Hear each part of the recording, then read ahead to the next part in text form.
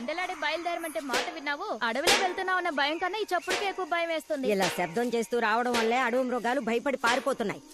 ఈ అడవిలో రాణి దెయ్యంగా తిరుగుతుందని అందరూ అంటున్నారు విశాలమ్మ. అడ్డమైన వాగుళ్ళు విని నువ్వు వాక్కు నోరు మూసుకుని రా. అయ్యో నేను చెప్పేదంతా నిజమే. అకాల మరణం, తలకి దెబ్బ తగిలి చనిపోయారంట. జమీందారే చంపేశారట. అలాంటిదేమీ లేదే.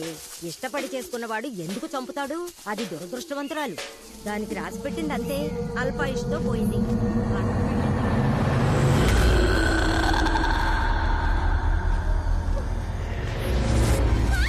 నా దగ్గర నోరు పారేసుకున్నట్టు అంతఃపురం గురించి ఇంకెవరి దగ్గర తప్పుగా మాట్లాడుకు.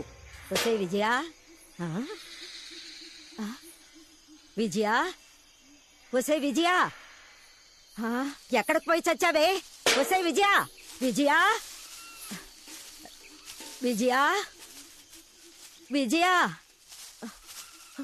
విజయా, విజయా.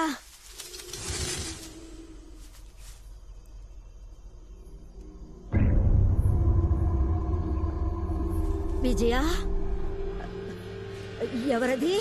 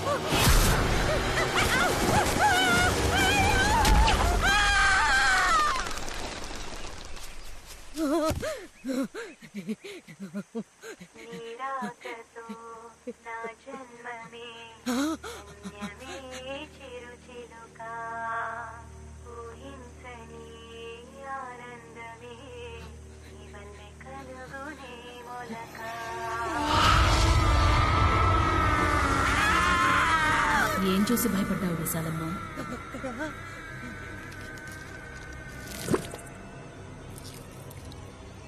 దీని సంగతి ఏం లేదు.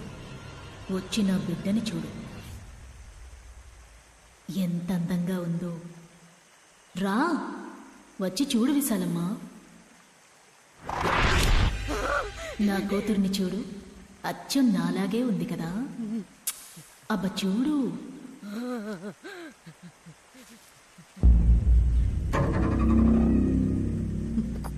కూతురు లేదే.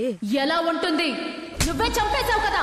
లేదు, నేను చంపలేదు. వాళ్ళు అన్నారని అలా చేశాను. వాళ్ళన్నారు సరే, కానీ చంపింది నువ్వేగా.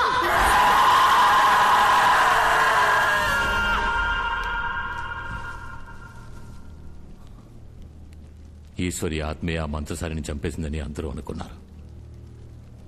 అప్పుడు నేనది నమ్మలేదు. కానీ ఒకరోజు ఉదయం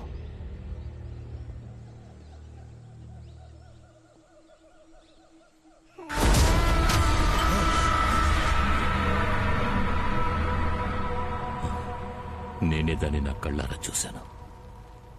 అంతఃపురం వరకు వచ్చిన దానికి నా ప్రాణాలు తీయడానికి ఎంతోసేపు పట్టదని భయపడి స్వామీజీతో విషయం చెప్పారు. ఎంత పని చేసావురా? ప్రేతాన్ని అటు ఇటు కాకుండా లేపావు కదరా. రేపేదైనా జరగడం జరిగితే పూజా కారణమని దుమ్మెత్తి పోస్తారా? నేను కొట్టి చంపేస్తారా? స్వామి ఆపండి, ఆపండి. కొంచెం ఓపిక పట్టండి. వీడిని వదిలేయండి. దాన్ని ఏం చేద్దామో చెప్పండి. మనం వేస్ట్ చేసే ఒక్కో నిమిషము భయం వేస్తోంది.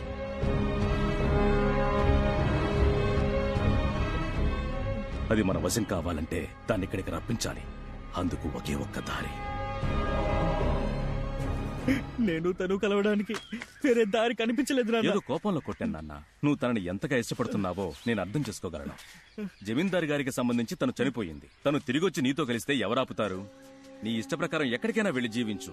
కానీ ఇప్పుడు తను మనిషిగాను కాకుండా శవంగాను కాకుండా ఉగ్రంగా తిరుగుతోంది. అందుకే పద్ధతి ప్రకారం ప్రాణప్రతిష్ఠ చేస్తేనే నువ్వు అనుకున్నట్టుగా సంతోషంగా జీవించగలవు. నువ్వు చెప్పేది నిజం. నువ్వు భయమేసి మధ్యలో వదిలేశావు. నిన్నే వెతుకుతూ అడవుల ముడ తిరుగుతోంది. నువ్వు పిలిస్తేనే వస్తుంది.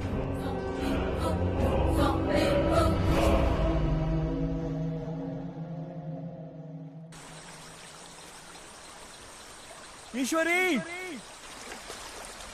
ఈశ్వరి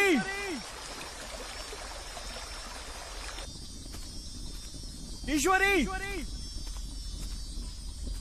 ఈశ్వరి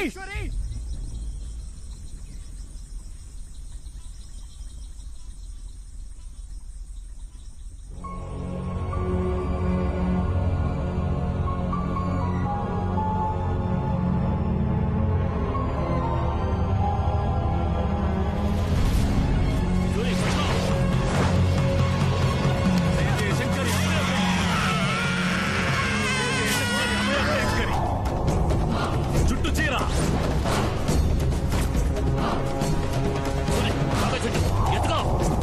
ఈ కాగడ పట్టుకోండి జాగ్రత్త దీన్ని ఆగండి అన్న నన్ను ఎక్కడికి తీసుకెళ్తున్నారు? అయ్యా ఆగండి అయ్యా, తనని నాకు అప్పగించండి. నేను మిమ్మల్ని నమ్మే కదా వచ్చాను. నువ్వేం చేస్తావు ఇక్కడ? కారు దగ్గరికి వెళ్ళు. అయ్యా అయ్యా నాన్న, తనని నన్ను కలుపుతానని చెప్పారు కదా నాన్న. అసలే నువ్వు సగం పిచ్చోడివి అని మైకున్నప్పుడు పూర్తి పిచ్చోడు అయ్యావా? నాకు కావాలి. చచ్చిన దాంతో జతగలవడం మహాపాపం. నన్ను వదలు నాన్న. నువ్వు ఇక్కడే ఉన్నావు. సగం ప్రాణం పోసిన ప్రేతాత్మని ఎవరూ అంతం చేయలేరు. దానంతటా అదే అంతం కావాలి. దానికి 2 మహాదశాబ్దాలు పడుతుంది. అంతవరకు దీన్ని అమ్మవారి శక్తి మాత్రమే బంధించి కట్టడి చేయగలదు. ప్రస్తుతానికి అమ్మవారి చీరతో దీనిని బంధించగలిగాం, కానీ ఎక్కువసేపు దీన్ని ఇలా ఉంచలేదు. అందుకనే గర్భగుడి వెనకున్న రహస్య గదిలో దీనిని బంధిస్తాను. ఓం నమః శివాయ.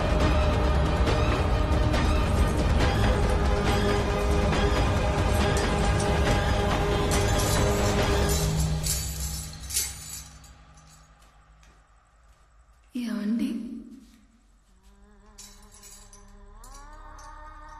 నన్ను వదిలేయండి.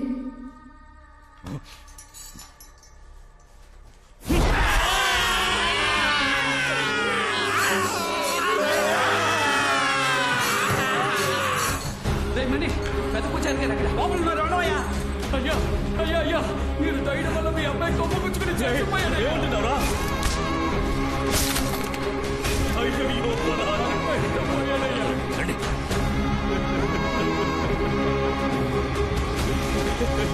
పెంచుకున్న నా చేతులు నేను చంపుకున్నాను కదరా.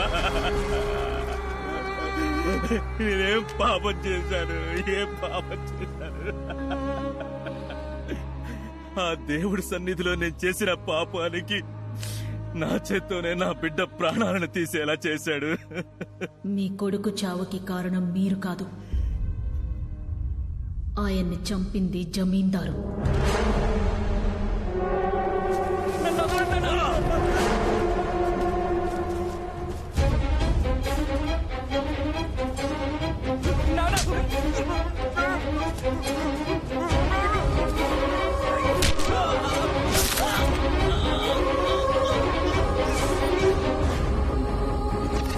నేనేం పాపం చేశాను? ఏం పాపం చేశాను? నమ్మక ద్రోహం చేశారు కదా, వాళ్ళని వదిలిపెట్టను. ఆగండి. మీ కొడుకుని చంపినందుకు వాళ్ళని చంపి పగ తీర్చుకోవచ్చు, కానీ ఇన్నేళ్లుగా ఆ అంతఃపురంలో ఓ ఆత్మలా తిరుగుతోందే నా కూతురు. తనకేం పరిహారం చేస్తారు? తను జీవించాల్సిన జీవితాన్ని ఓ పనివాడి కూతురు జీవిస్తోంది. అది నా బిడ్డకి దక్కాలి. అందుకు ఆ అమ్మాయి శరీరంలో మీరు నా కూతురు ఆత్మని ప్రవేశపెట్టాలి. నన్ను రాణిలా చూసుకుంటానన్న మాటని వాడు నెరవేర్చలేదు, కానీ నా బిడ్డ రాణిలా జీవించేట్టు చెయ్యాలి.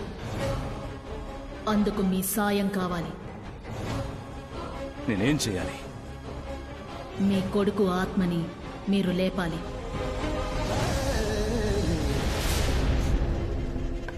అయ్యా, లోపలికి రండి.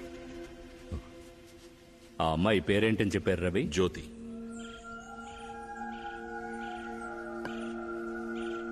జ్యోతి ప్రాణాలకు ప్రమాదం. స్వామీజీ ఏమంటున్నారు? ఈ రోజు సూర్యాస్తమయంలోగా ఈశ్వర ఆత్మను అంతం చేయలేదంటే తను జ్యోతిని చంపేస్తుంది. ఈ రోజులోగానా? అవును, ఈ రోజు మహాదీపం. సరిగ్గా 22 ఏళ్లకు మునుపు ఇదే రోజున తనని చంపేశారు. ఈనాటితో 2 మహాదశాబ్దాలు పూర్తి కానున్నాయి. ఆలోగా మనం ఆ ఆత్మని అంతం చేయాలి. దానికి ఏం చేయాలి? ఈ రోజు సూర్యుడు అస్తమయం కాబోయే సమయంలో అక్కడ దీపం వెలిగిస్తాం. పంచభూతాలలో మధ్యభూతమైన ఈ దీపశక్తే ఆ దుష్ట శక్తిని అంతం చేయగలదు. సరిగ్గా ఆ సమయానికి ఈశ్వర ఆత్మని ఇక్కడికి రప్పించాలి. అది వీలుపడుతుందా స్వామీజీ? అందుకొక దారుంది.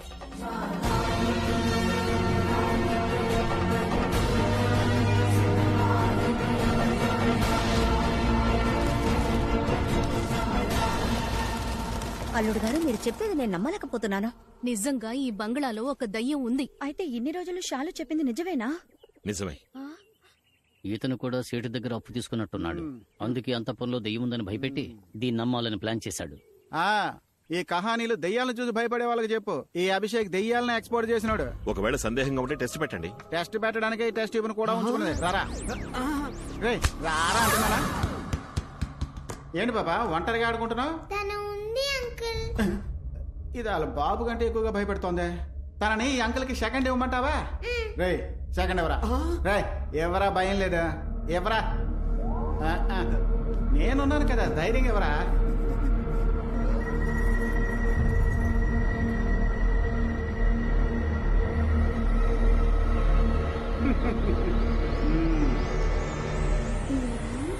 రై మేనర్స్ లేదు. హలో అంటూ చెయ్యవరా? హలో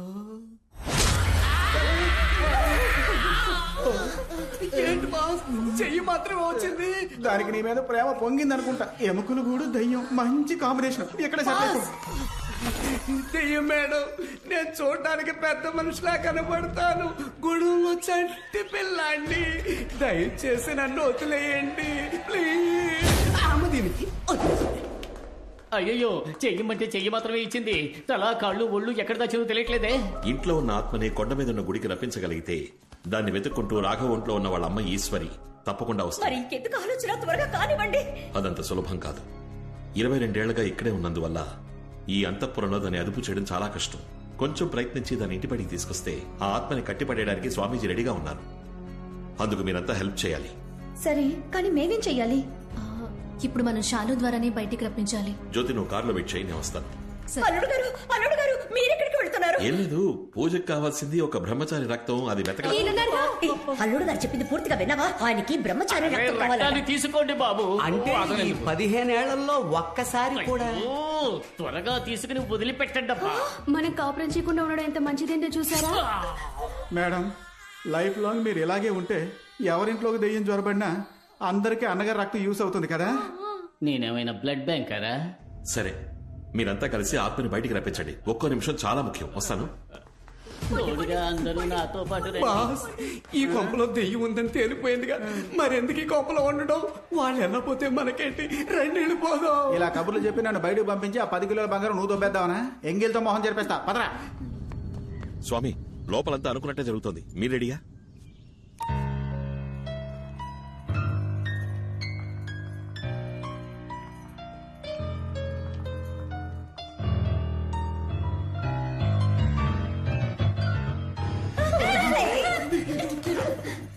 పియానో వాయించడం తెలిసిన పిల్ల దయ్యం మనల్ని పాడే సంపొద్ది. షాలు బంగారం, మాకు బోర్ కొడుతుందమ్మా. అందరూ కలిసి ఆడుకుందామా? ఒకసారి నీ ఫ్రెండ్ని అడగవా? ఓకే అండి. అమ్మా, నీ కూతుర్ని కొంచెం నార్మల్ గా మాట్లాడమని చెప్పా. బాగా భయం వేస్తుంది. ఏ మాట ఆడుకుందామేంటి? అందరం రమ్మి ఆడదామా? డిక్కు కొడితే డిక్కిని కరుస్తుంది. నీకు అది కూడా లేదు. రింగా రింగా రోజెస్ ఆడుకుందామా? కరెక్ట్. చెయ్యి పట్టుకుని రౌండ్ తిరుగుతూ బయటకు పోవచ్చు. సూపర్, పదండి అయితే వెళ్ళి ఆడుకుందాం. రండి. నేను ఇక్కడ ఉన్నాను.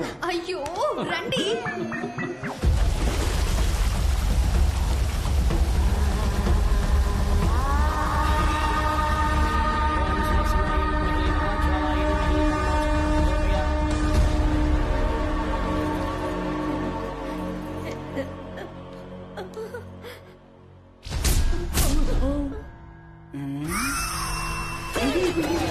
ఏంటి అభిషేక్, చెయ్యి నాకిచ్చి బాడీని దూరంగా ఉంచావు? సెంటర్ లో ఒక డెడ్ బాడీ దాక్కుంది. కళ్ళు పెట్టి చూడండి సార్.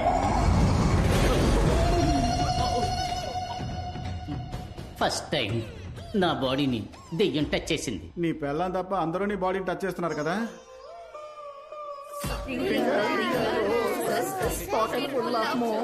అది మోసెస్ కాదు పోసెస్. తెచ్చిదానా కరెక్ట్ గా పాడితే దెయ్యం వదిలిపెడుతుందా ఏంటి? నోరు మూసుకొని పాడు.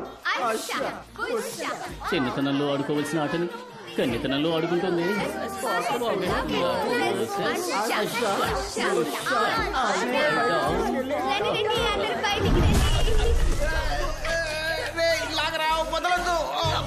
దాని త్వరగా లాగి బయట పాడేయండి. గడ్డి పరక నీటి పడినట్టు ఈజీగా చెప్తున్నావు. ఏమండి ఒక లాగు లాగండి, అది వచ్చేస్తుంది. ఆలోగా నాకు వచ్చేసేలా ఉంది. ఒసై ఒట్టి చేత ఏంటి పిల్ల చెట్లు ఆడవేయాలని చూస్తున్నాను, లేదంటే చెయ్యేసి చేవలు కాస్తాను. నువ్వెప్పుడు ఇంత వెయిట్ అయ్యావు? బాస్ మీదకి దెయ్యం పడుకుని పోయింది అనుకుంటా. అయ్యో పడుకున్నది దెయ్యం కదరా నేను. ఇలాగే ఇంకాసేపు మీదే ఉంటే ఈడు మోహన్ నా వీపుకి టాటూలు అంటుకుపోద్ది. లేమ్మా.